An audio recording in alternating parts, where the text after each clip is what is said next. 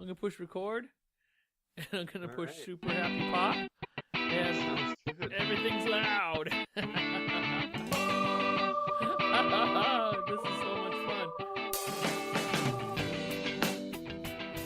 All right, James, let's hear your levels.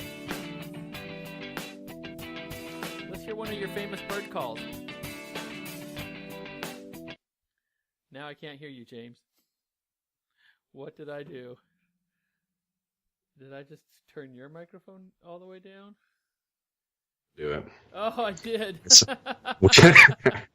I'm trying to learn how. No, yeah, I was just talking and realizing you couldn't hear me, so I was doing garbage. Could you hear me? I could hear you fine. I was asking you to do a bird call. I'm actually trying to learn some bird calls, but I can't whistle out. I can only whistle in, so that's my first obstacle. Yeah, I guess that's not super loud, is it? Good. This is some good radio. Wow, that was incredible. Oh, well, thanks, Larry. You're making me blush. All right, well, hi, and welcome to the show. This is Seattle's #1 comic book podcast, the podcast that is dedicated to the first issue of your next favorite comic, and I'm Larry. I'm James. James, did you have enough time to finish this comic? Well, I finished the first issue, but I did, on Comixology, it had the whole volume, so I am tempted to finish it. Actually, it had all of the volumes, I think. There were like 5 volumes, which is like my favorite length. I think. That's like perfect length in my mind. And the book we're talking about is Rachel Rising from Terry Rachel Moore. Rising, yeah. Mr. Mojo Rising. Oh, yeah. Mr. Mojo Rising. And before we get into that, we're going to talk about... Got to keep on rising. Rising. we got to talk about Recent and Decent that I found from the mind of Neil Gaiman. Let me dial it up here because it's called Likely Stories. For Dark. It's a Likely Stories. That's a great name. Is it like someone woke up in the morning and had breakfast? The end. The end. Likely Story. The sun rose this morning. Hello. Likely Story. No, these are dark horror tales. Written by Neil Gaiman with art. Oh, he's a famous one. Mark Buckingham. Now, Mark Buckingham did the art for Fables. Oh, yeah, that's some top tier art. Well, I mean, if you're working with Neil Gaiman, he's going to grab the best. You're right, and he's done that here. And there are 4 creepy, scary stories.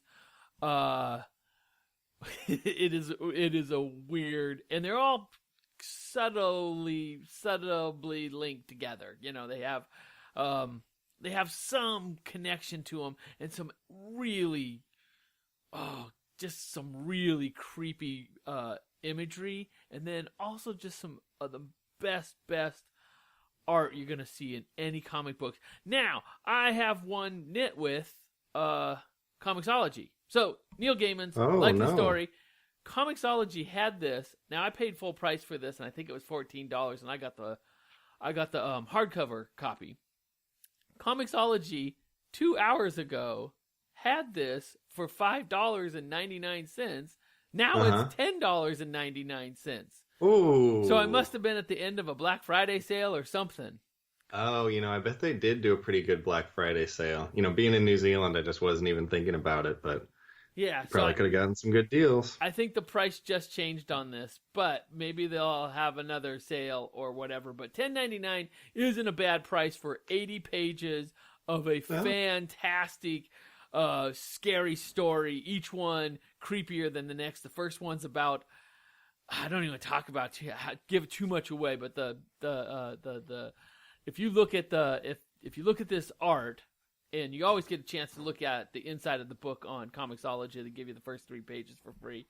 And I do like that, because so many times with a regular comic book, you're at the store and sometimes they're wrapped up, or you're looking at the cover and you want to look at the or like at the whatever you're shopping online for a book, I want to see if the art inside is the same as the art outside. Right. So many times I'm disappointed. Yeah, that cellophane that you don't want to open up in the store. So yeah, exactly. these are great stories, 4 very super scary stories. And they're just fantastic. I just devoured this book, and then I lent it out, and I want it back. It's that good. So Neil Gaiman's Likely Stories, recent and decent. Likely Story. All right, so I could have talked a little bit longer about Neil Gaiman's Likely Stories, but we got another book to talk about. We got to dive into Rachel Rising.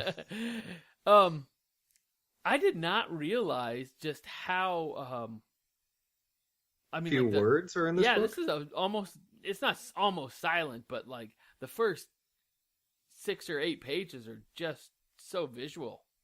Oh, yeah. Well, yeah, I don't think there's a word for the first 8 pages. Ugh. But there's some very dense black and white artistry going on here. Yeah, and it really tells us, it really tells us, like, boy, you can almost feel the dew in the air when you're walking through this, like, forest. Well, so I almost want to talk about the art first, because it kind of makes us talk about the art first, because there's no dialogue, although there is some pretty good plot. This art is like one of the most detailed level of arts I think we've seen. So we're in the forest, and we're just, I mean, there's some blank white spots, but where there is penmanship, it's almost too dense for me to tell what it is sometimes. Do you ever get that, Larry? Oh, like some things are lost in the shadows, or I'm gonna look at it in full page, because like that might help a little bit. Well, yeah, this might be a full page, because okay, so it starts off, we're in the forest, and we see a hand come out of the. I thought when I first saw it, I thought it was coming out of the water, but it's actually coming out of the ground. Well, that even before we see that, yeah. Even before we see that, we see... Oh, there's a lady. We see just like a casual hiker, almost. Well, she's got... I wouldn't say she's a hiker. She's got a kind of nicer looking jacket on and some cool tennis shoes. Yeah, so she's out for a walk, and she stops and pauses along this ravine. And, like James says... But the ravine she's looking over, I thought it was like a little river or a creek or something like that. Uh-huh. Do you see how I got confused there? It is a little confusing, but it looks like it's a dry creek bed or something. Yeah, I guess that's true. There's some similarities there. So usually black and white art is my favorite. But in this situation, I almost wanted like an amazing color, like a specific colorist to come in, or like I almost want this book as like a color book, like a coloring book, like an adult coloring book. Yeah, you know those real detailed adult coloring books. Yeah, this would be so awesome for that. Looking at this, well, you could buy it in physical form and color it yourself. I guess that's true. Yeah, so if she had that would be kind of fun. So what would the color scheme of this? I'm looking at the picture of the woman just standing alone on the ravine, and I'm seeing it in color now. After you've mentioned that.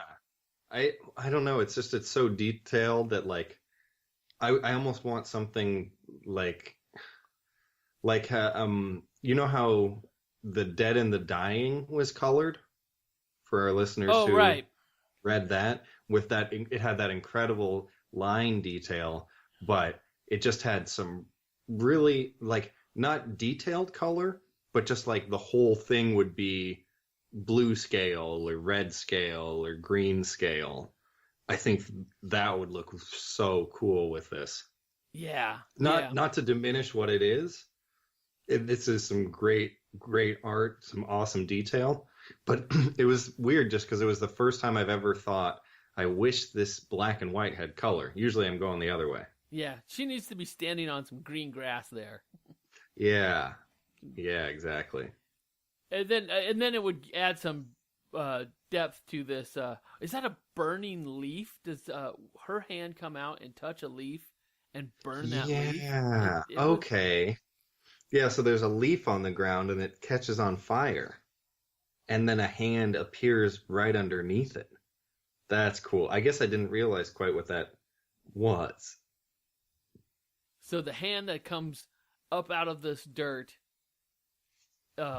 is attached to a leg and a body and all of the parts of a whole. Yeah, a lady woman. in a black dress. And it uses 2 whole pages for her immersion from the ground, which are each of those individual panels are really cool looking. Like it does the hand and it does the hand and the leg and then the other leg and then she's grabbing and then you flash back to the lady who's looking down at her with these like cold eyes. Yeah, and like, then there's I don't know if that. What do you think about that lady and what she's thinking right there? Look at the pair of legs just sort of flopped up out of the ground. You can almost sense the movement. But yeah, what is she thinking? Just like she's not freaking out. This would be the freakiest thing I ever saw. I was halfway debating between whether she put her in the ground or she's the cause of her coming back. Like either she knows this is going to happen, but whether or not she knows the bad part or the good, like, is this a good thing or is this a bad thing? Yeah. You know what I mean? Is she like an evil witch, or is she like a murderer who knows that another murderer didn't do their job right? I have no idea what's going on here, and it's unsettling because this sort of prim-looking woman in like a fashionable jacket and leggings is watching this other woman climb out of the dirt, and she is not affected by it. Yeah, and look at her neck. What is that on her neck? Oh, she's just got a scarf. Oh. Or she's like wearing a turtleneck sweater. That's okay. Yeah. I thought it was... That's some great illustration, though, of that close-up of her. Yeah, it's a reasonably small panel on a page for the detail it's got. Oh, but I was drawn to it when we came back because a little further ahead, not to ruin anything, but the lady looks at her own neck, the lady who comes out of the ground, and she has a mark around her neck that almost looks like, or it looks like a strangulation, like she was being hung or something. Yeah. So maybe and are these two people the same people? I mean, is the drawing so close that this is our character, Rachel, we find out, coming out of the ground? Is that Rachel out of her body looking down at herself? Yeah, so there's the great suspension of fantasy here where this is a reasonably fantastical event here, but we don't know if this is a fantasy book or if it's a realistic book that just has an extreme moment in it. Like, is this lady a zombie? Does she have some kind of magical powers? It could be anything at this point. Right. And the way I read it, once we get into Great hook. Yeah, great hook. The way I read it was once we get into the story is she doesn't have any, well, I have a feeling we're going to find out. Actually, they've given us some of that a bit of story in the setup that she does have a power to die and come back. Where do you see that? In the synopsis, in the little issue info. Oh, okay. I didn't read that, and I'm glad that I didn't. Yes. Do you want me to read it? Yeah, that'd be great. Rachel Beck wakes in a shallow grave and claws her way free as a mysterious woman watches from a bluff. With no memory of the night before, Rachel enlists the help of Aunt Johnny, the town mortician to find her killer. But